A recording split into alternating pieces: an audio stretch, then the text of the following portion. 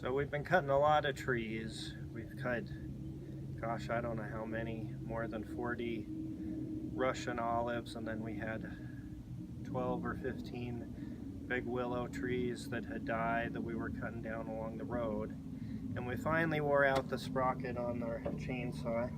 We got this. This one's been pretty good. Husqvarna 450 Rancher that my wife got for me a year ago, and we've just cut a ton with it. But we finally worn out the sprocket, so we'll just change the sprocket on it. It's actually pretty easy to change. Although I see a lot of weird ways people get the sprocket loose, but it's super easy to get off. So we just gotta take off the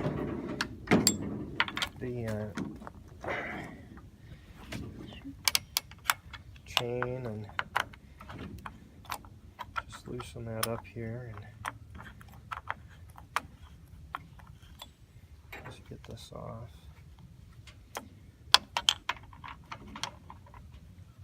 It's actually really easy to change, thankfully. And you got to take the sprocket off too if you have to change the oil pump. I've worn out the oil pump already on this one. Got debris in there.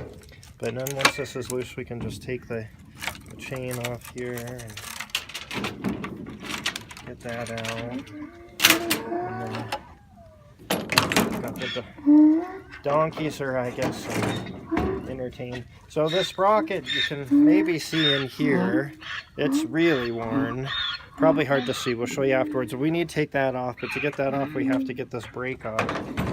And if you look carefully, they made it really easy here where you see it says off. It's it's reverse threads. The phone is throwing a shadow on the... So here where it says off, and there's a little notch, it's just meant to put a screwdriver in there and bang it with a hammer and you get it right off. That's all you got to do. Okay. I see things on the internet like people putting a rope in the cylinder to stop it. You don't need to do any of that. So all you got to do is just let me do it this way so you can see. Okay. So just take a screwdriver, put it in here, give it a couple good knocks, and it'll loosen. It's already loose. You may have to just hit it a couple times, and then it's just reverse threaded. Take that out. Just make sure you don't get that greasy. And here's a sprocket.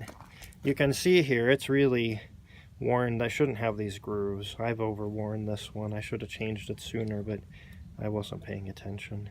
Okay. And the other thing over here is there's a bearing here. If you order a new sprocket, it probably comes with a new bearing.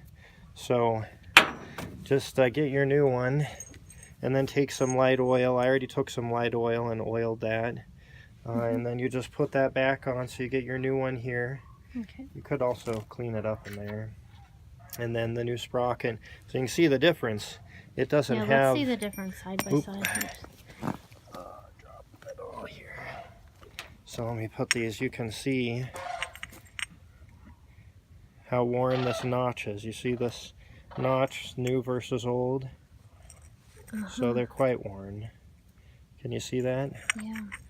So the chain was just starting to slip. I mean, I shouldn't let it go that long, but I wasn't paying attention. Okay, so there's a new one on, and then to put this back on, you don't have to do much of anything. Just take that, just spin it counterclockwise. And how did you know it was worn out? It just stopped? Well, you can look in there, but I mean, you could feel the chain wasn't moving smoothly. So and then I looked in there and saw the sprockets worn. It sounded a little bit funny too, so there was more slop in there. So then you just put the chain, this back on first. Put the chain on, make sure the teeth are where did you get that new forward sprocket cutting. So people know? Luckily Amazon had this one. Otherwise there's some other... So what do you search for when you go on Amazon? Well, it was just the sprocket. I just searched my model number and the sprocket, chainsaw sprocket, and found it. Fits quite a few models. So how come they don't have it at Lowe's or someplace? I don't know. They probably don't. They don't carry a lot of those things like that. Like when I've had to change, so when you change the oil pump, you just take this same thing off too, and then this silver plate below, there's like 3 screws that hold that on. You just take that off and you can take the oil pump and replace that. That's real easy and cheap too. So the hardest thing is just getting that sprocket Maybe off. we could do another video for the oil pump someday. Yeah, if we need to change it again. Okay. The biggest thing with the oil pump, you just need to make sure you don't get debris in here and bend this metal plate and get garbage in there. That's what really wears them out. As long as you keep it clean, it's not too bad, and keep an eye on that. So we'll just put that back on. Yeah. And then just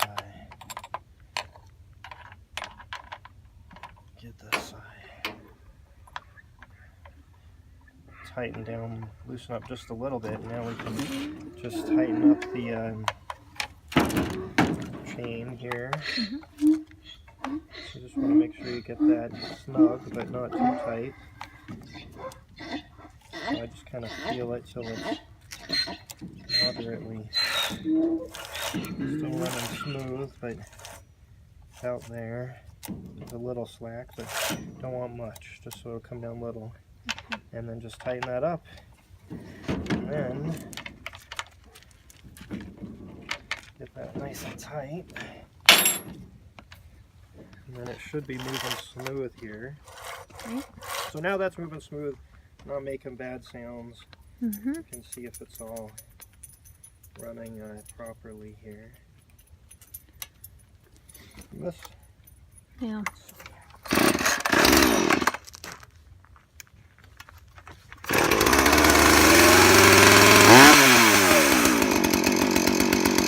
And then that looks good now. Great. And it's working. So now we can go back to cutting down the last of the stumps on the road and some of the other limbs that have fallen off the cottonwoods. And maybe we can just show people too, behind you we've got all the wood from the Russian olives that we've cut, really. Yeah, so over here, this is some and of this it. is all with that And if you look down Husqvarna that way, chainsaw. look down the other way. That we've had all this wood that we have cut. And that's not even all of it. And that's just not small all of it, fraction. yeah. We just dumped the rest of it. So Yep. we've dumped So it's most been of it. it's been a really good chainsaw. It hasn't, Yeah. it's done all that, and we just keep going with it.